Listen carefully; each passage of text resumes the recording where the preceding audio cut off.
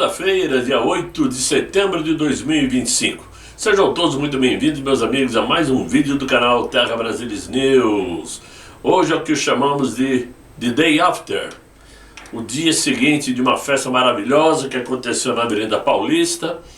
Uma festa que muitos apostavam que seria um fracasso. E quando eu cito esses muitos, são aquela meia dúzia, digamos assim, petista, que fica infernizando o tempo todo através do Lindenberg Farias, Gleice Hoffmann, essa turminha da esquerda. Mas o que eles viram foi uma festa que eles não esperavam. Caíram nas asneiras de querer comparar uma festa com a outra. Foi aquela meia dúzia lá para a Praça da República para ouvir bobagens, né, da turma do PSOL, enquanto a Avenida Paulista deitou e rolou na grande festa verde e amarela e muito emotiva. Emotiva a ponto de fazer os brasileiros chorarem ao ouvir a nossa ainda primeira-dama Michele Bolsonaro. Claro que nós vamos falar de tudo um pouco, porque esta festa de ontem causou reboliços, causou indignações lá na Suprema Corte. Os ministros não gostaram. Estão dizendo que Tarcísio de Freitas rompeu aquela linha de contato com o Supremo ao chamar aquele ministro de tirano. Gilmar Mendes veio à forra, não gostou do que ouviu. E o próprio Centrão está preocupado porque, segundo eles, o que Tarcísio de Freitas falou na Avenida Paulista pode dificultar a pacificação com a Suprema Corte. Tudo isto por conta de um domingo lindo, tarde de sol, que não foi tão sol assim, mas que levou a população para se manifestar, porque todos sabíamos que era o grande momento de darmos uma resposta às vésperas praticamente do resultado desse julgamento infame que deverá ocorrer essa semana. Deverá, né? Nunca se tem certeza absoluta, porque o dia de amanhã a Deus pertence. Mas eles estão certos de que conseguirão trancafiar Jair Bolsonaro e tudo bem, que ninguém vai dar a mínima. Só que estão enganados, porque lá nos Estados Unidos essa manifestação virou notícia de jornal, no The New York Times, né? Outros países também fizeram comentários a respeito das manifestações. Sai no The New York Times, sai no resto da Europa, no resto do mundo, desculpem, e sai na Europa também, né? E dentro dos Estados Unidos praticamente nos 50 estados. Agora, o que sobrou para a direita brasileira fazer? O que sobrou foi exatamente o seguinte: darmos um tempo, pararmos com esse bate-boca interno, parar com essas discussões de quem é isso, quem é aquilo, quem pode isso, quem pode aquilo. Ninguém é dono da verdade. Ninguém recebeu uma procuração para apontar o dedo e definir quem é fiel e quem é traidor. Não existe nenhuma pessoa com essa procuração na mão. Não existe. Todos têm seu telhado de vidro. E é fácil citar. Mas, como disseram no vídeo de ontem, algumas pessoas disseram para eu parar de ficar dividindo a direita, porque se condoeram por eu citar alguns nomes. Então, eu vou poupá-los das minhas críticas. E vocês, evidentemente, sabem melhor do que eu em quem confiar, em quem acreditar, em quem traz a melhor informação possível. Isso é um direito de todos, né? Eu trago a informação que eu encontro e que eu considero viável. Não trago ilusões. Eu sou pé no chão, sou realista. Já estou numa idade que eu não posso ficar vivendo de ilusões.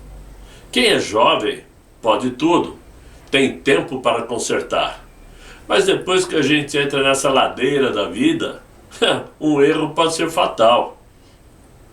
Então eu quero começar propriamente dito o vídeo dizendo o seguinte: vamos voltar muito no tempo. Por quê? Ontem nós comemoramos o quê? A independência do Brasil. Não foi isso? Só que quando a independência do Brasil foi proclamada em 7 de setembro de 1822, faz um pouquinho de tempo, né?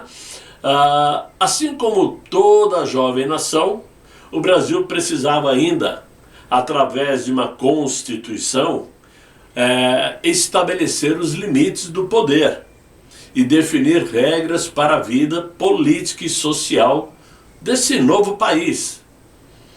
Depois da chamada Noite da Agonia, em novembro de 1823, um pouquinho mais de um ano depois da independência, Dom Pedro I dissolveu a Assembleia Constituinte, fazendo com que os deputados fugissem para não serem presos. E o próprio imperador outorgou a Constituição brasileira em 25 de março de 1824.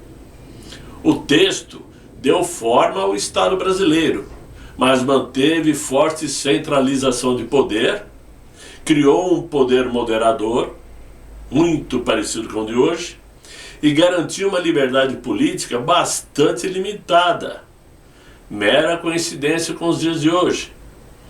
Formalmente, o Brasil era um império independente, mas internamente a democracia ainda engatinhava, mera coincidência com os dias de hoje.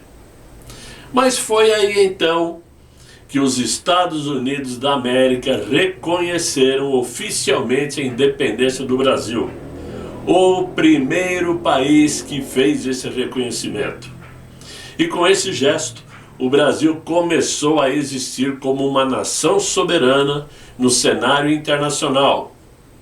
Pôde começar a firmar tratados e negociar livremente, sem depender de Portugal ou de outras potências europeias.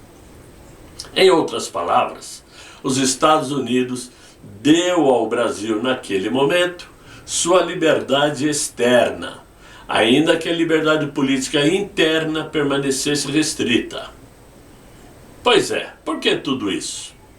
Porque agora, exatamente 203 anos depois da nossa festa patriótica, depois da independência do Brasil, a nossa festa patriótica na Avenida Paulista exibiu uma imensa bandeira dos Estados Unidos, e este gesto simbolizou o reconhecimento do povo brasileiro com os americanos, pela luta da nossa verdadeira soberania e não uma soberania ideológica da esquerda.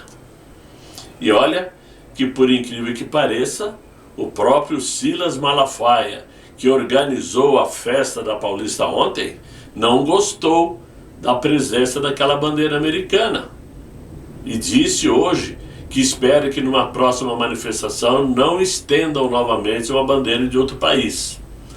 Não sei o porquê disto, milindre talvez, não importa, a verdade é que a festa foi maravilhosa.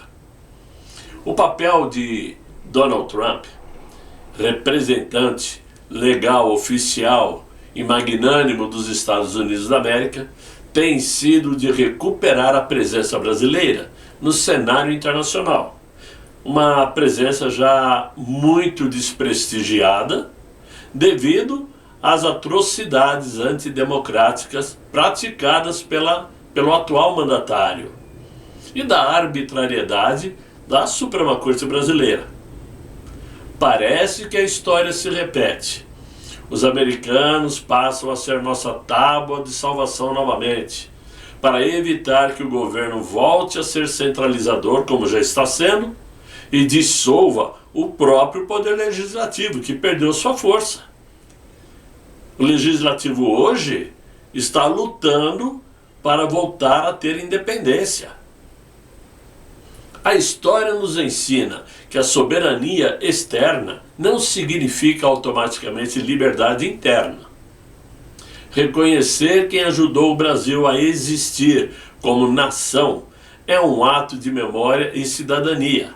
E por isso, a bandeira americana estendida na Avenida Paulista é um convite para lembrar que a independência deve ser continuadamente defendida, não apenas contra ameaças externas, mas também contra a concentração de poder do executivo, muito embora o imperador da vez está na mais alta corte do Brasil.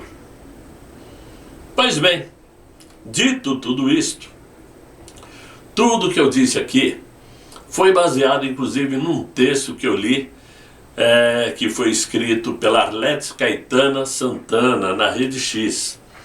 Eu me baseei no que ela escreveu para fazer esse texto. E claro que tudo isso me fez refletir sobre o papel dos brasileiros, que de certa forma já teria que ter assumido por conta própria esta luta para uma verdadeira independência do Brasil. Ontem foi um exemplo real de que podemos sim lutar esta luta, por mais injusta que pareça. Mas certamente eles, os nossos inimigos, não possuem a mínima condição de nos vencer, se definitivamente soubermos a força que nós temos, como sempre alertou o nosso capitão Jair Messias Bolsonaro. Brasileiros, vocês não sabem a força que vocês têm. Manifestações patrióticas são estas que fazem repercutir em Brasília e colocam o Supremo Tribunal na berlinda. Sim, ficaram na berlinda, não gostaram, porque ao mesmo tempo puderam observar que na parte da manhã viram ou assistiram um fiasco da independência, como se diz, capitaneada pelo Inácio. Aquele passeio ridículo no Rolls Royce, dando sinais, dando tchau para ninguém, né?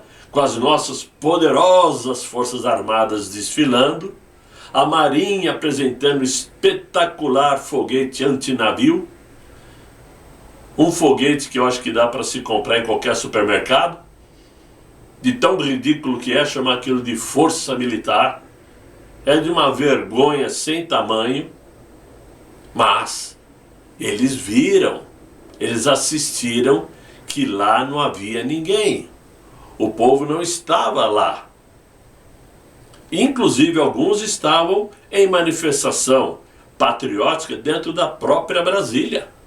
Houve manifestação verde e amarela em Brasília também. O 7 de setembro desse ano foi muito diferente. As manifestações verde e amarelo ganharam forças nas ruas, surpreenderam analistas políticos e se tornaram o grande acontecimento conservador do dia de ontem. Mas não foi só o povo que se fez notar, foi também quem não apareceu na festa.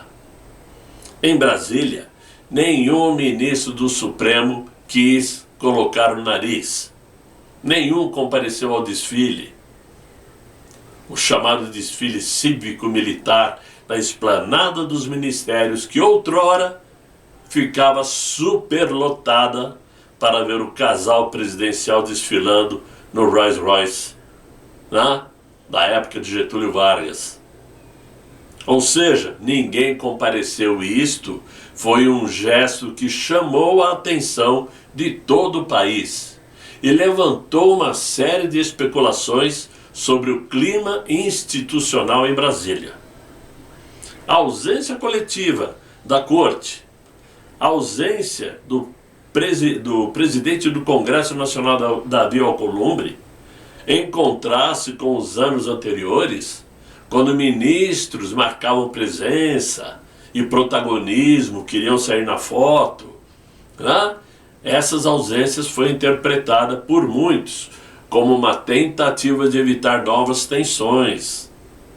Ninguém quer se arriscar saindo na mesma fotografia com o Inácio ou com os ministros do Supremo, que estão escondidinhos. O próprio presidente do Supremo desapareceu. Acabou aquela gracinha de querer falar bonito, palavras difíceis, educadas, né? Sempre limpando as mãozinhas no álcool. Sumiu, desapareceu. Isso tem um motivo. Pressão norte-americana. Eles sabem que algo virá. Eles sabem que a partir do momento que aquele ministro sancionado der a ordem, dar o seu voto, a sua decisão no julgamento do mito, o troco virá. É o que está sendo prometido há muito tempo. E com as ruas tomadas por patriotas, e o Inácio endurecendo o discurso contra o que chamou de traidores da pátria, a ausência dos ministros do Supremo pareceu um movimento estratégico, uma forma de não se expor a vaias ou a hostilidades e de reduzir ainda mais o peso político no tribunal, né? Do tribunal no palanque do governo. No mesmo dia, o ministro Gilmar respondeu às críticas do governador de São Paulo, Tarcísio de Freitas, que se manifestou na Avenida Paulista contra o que chamou de ditadura da toga. Um discurso duro, muito bem elaborado, muito bem dito e que serviu de respostas para muitos que ficam lhe apontando o dedo sem saber da missa metade. Querem saber o que acontece nos bastidores sem ter nenhum fuxiqueiro lá dentro para botar para fora a informação. São adivinhadores. Mas o Gilmar não. Ele entendeu muito bem o recado. Não importa se Tarcísio demorou para agir ou não, conforme o próprio Malafaia falou no caminhão do discurso, onde Michele Bolsonaro balançou a cabeça e concordou, dizendo que Tarcísio de Freitas está fazendo uma luta estrondosa pela anistia. Quem assistiu aí o vídeo da manifestação, eu não pude comparecer e vi tudo pela revista OS, percebeu tudo isto. E por conta desse discurso do Tarcísio, o Gilmar foi categórico. Não existem ministros tiranos no Brasil. Não existe. O Supremo cumpre sua função constitucional, não sei qual. A declaração soou como um recado direto, mas também revelou que a pressão popular e política sobre a corte continuam crescentes. Os analistas apontam que o conjunto desses fatos, como o discurso do Inácio mais agressivo, a ausência dos ministros do Supremo no desfile lá em Brasília e a resposta pública de Gilmar Mendes, indiretamente a Tarcísio de Freitas, é um termômetro da tensão entre os poderes. Se a intenção do Supremo Tribunal foi de afastar ou se afastar do inquilino do Palácio do Planalto para não se desgastar com as manifestações, o gesto pode ser visto como um recuo estratégico, mas também como um sinal de que a corte está atenta aos sentimentos populares e ao risco, evidentemente, de novos embates com o executivo, além dos governadores de oposição. O resultado é que o dia de ontem, 7 de setembro, deixou de ser apenas uma data simbólica para se transformar em um palco de disputa de narrativas. Enquanto o governo fala em soberania e combate às supostas fake news, as ruas gritam por liberdade e cobram limites ao poder das instituições. Esta ausência dos ministros lá em Brasília, portanto, falou tão alto quanto qualquer pronunciamento e pode ter sido o fator político mais eloquente do dia. O mais importante, o que se destacou mais. Porque na Paulista todos nós sabíamos que a população iria.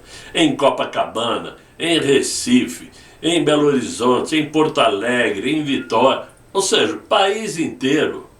Foram mais de 100 cidades, foram muitas. A população compareceu às ruas para dar o recado. Lá no Rio, quem se destacou foi Flávio Bolsonaro, com um discurso fortíssimo e belíssimo.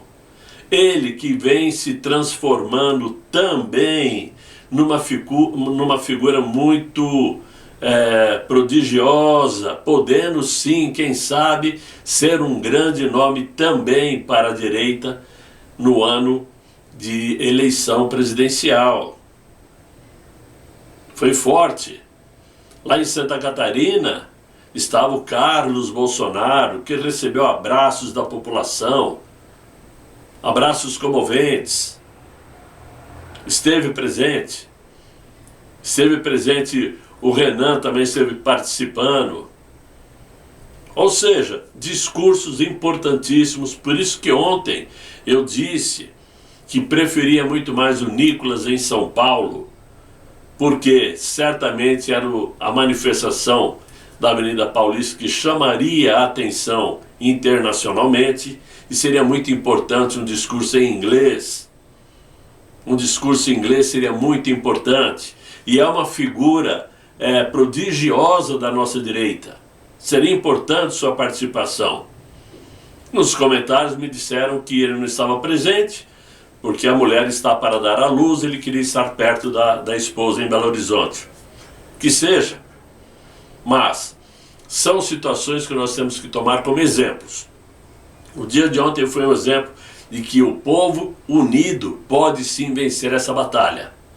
Até quando não fizer absolutamente nada. Ou seja, quando todos resolverem cruzar os braços e não saírem de casa para nada. Eu já falei isso várias vezes. Uma greve geral, pacífica, limpa, pode sim derrubar um governo. O país para, a máquina pública para. Não existe condições de continuar um governo quando o povo está parado numa greve geral. Mas não é fácil organizar uma greve geral. É nessas horas que surge a necessidade de ícones da direita brasileira se colocarem à prova, se colocarem à disposição. Tá? Não basta um Paulo Alves falar ou um Zé da Esquina falar, porque é a mesma coisa. Mas o que importa é que a nossa festa foi forte, foi importante. Agora, o que não está muito bem é a vida pessoal daquele ministro sancionado e que tende a ficar pior a partir de agora. A tal Magnitsky agora está mirando os imóveis da família e elevam pressão em Brasília. Quem pensa que está tudo parado está enganado. O cerco internacional ao ministro sancionado ganhou um novo capítulo e explosivo. Após as sanções pela lei Magnitsky, autoridades americanas agora analisam o patrimônio da família do ministro, abrindo caminho para que a medida atinja também os bens de sua esposa e filhos, através da seção 301 do setor de comércio do Tesouro. O alvo principal é o Lex Instituto de Estudos Jurídicos, fundado pelo ministro sancionado lá no ano 2000 e desde 2013 controlado por sua esposa Viviane Barsi e pelos seus filhos. A empresa, que nasceu com o objetivo de promover estudos jurídicos, hoje administra um patrimônio avaliado em mais de 12 milhões e 500 mil reais, incluindo 11 imóveis espalhados por São Paulo e Campos do Jordão. Entre os bens mapeados estão a residência oficial do próprio ministro na capital paulista, a sede do escritório da advocacia de Viviane, terrenos e até veículos registrados no CNPJ do Instituto. Mas o que mais chamou a atenção foi a compra recente de 2 coberturas de luxo em Campos do Jordão, cada uma delas avaliadas em cerca de 4 milhões de reais. Aquisições que tornaram combustíveis para críticas e teorias de que haveria ocultação de patrimônio. Para a oposição conservadora, o levantamento evidentemente é um trunfo estratégico no embate político com o Supremo. Aliados do ex-presidente Jair Bolsonaro, para nós ainda presidente, comemoram a possibilidade de que novas sanções sejam aplicadas à família do ministro, justamente no momento em que o Supremo julga a famigerada trama golpista do dia 8 de janeiro. Nos bastidores, há quem veja nesta ofensiva internacional um recado direto para o ministro sancionado.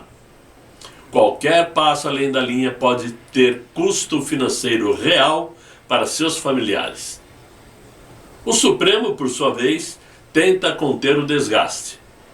Em nota, a Corte afirmou que aquele ministro não possui bens ou investimentos nos Estados Unidos, insinuando que as sanções teriam apenas efeito simbólico. Ainda assim, a inclusão de empresas da família entra no radar das autoridades americanas e coloca o magistrado em posição delicada, justamente quando sua imagem já está sob forte contestação, inclusive nos Estados Unidos. Óbvio. O episódio acirra o clima de tensão entre Brasília e Washington, no momento em que a relação bilateral já vinha sendo testada por tarifas, embargos, declarações de Donald Trump. A aplicação das sanções poderia ou poderá representar o maior abalo diplomático desde o início da crise, transformando o caso do ministro sancionado em um tema de política externa de primeira grandeza. Fato é que a coisa está muito bem clara. As cartas estão sobre a mesa, tanto com relação às sanções americanas contra o Brasil, quanto com relação ao futuro político do Brasil a partir de outubro de 2026. As disputas, as brigas, as intrigas permanecem acesas. Chamou a atenção ontem a não presença de Ronaldo Caiado lá em São Paulo. Ele que na última manifestação compareceu. A do Ratinho Júnior já não era tão aguardada assim. O Zema esteve presente e poderia ter até discursado, eu acho que deveria. Ele atualmente está naquele compasso de espera para outubro do ano que vem. Seria importante dar sua declaração. Por isso ficou em destaque somente o governador de São Paulo, Tarcísio de Freitas, obviamente por ser de São Paulo. E o que chamou a atenção, claro, o discurso de Michele Bolsonaro, que mostrou toda a dificuldade, todo o desgaste físico, mental e psicológico de uma mulher que está batalhando, lutando com as forças que tem para manter o nosso presidente com a cabeça erguida, porque se ela está abalada daquele jeito, podemos imaginar como está o nosso presidente, que hoje teve que pedir autorização mais uma vez para aquele ministro para poder passar por um procedimento, retirar uma pinta na pele, segundo o que consta no jornal. É muita humilhação, conforme Michele Bolsonaro descreveu. Uma humilhação que não era necessária, porque quando o outro, que está sentado lá no Palácio do Planalto, estava passando pelo mesmo, pelo parecido problema quando foi preso, ele teve o tempo de sobra para se entregar para a Polícia Federal, não teve tornozeleira eletrônica, não teve cerceamento de liberdade, foi preso e ficou na cela da Polícia Federal o tempo todo, recebeu visita íntima, deu discursos, entrevistas, enquanto o nosso presidente, que nada fez ao contrário do outro, já está com sua vida cerceada, com tornozeleira, passando dificuldades, sofrendo humilhações, perseguições, e a culpa dele foi não ter feito nada. Se tivesse agido como o Inácio, ele estaria solto.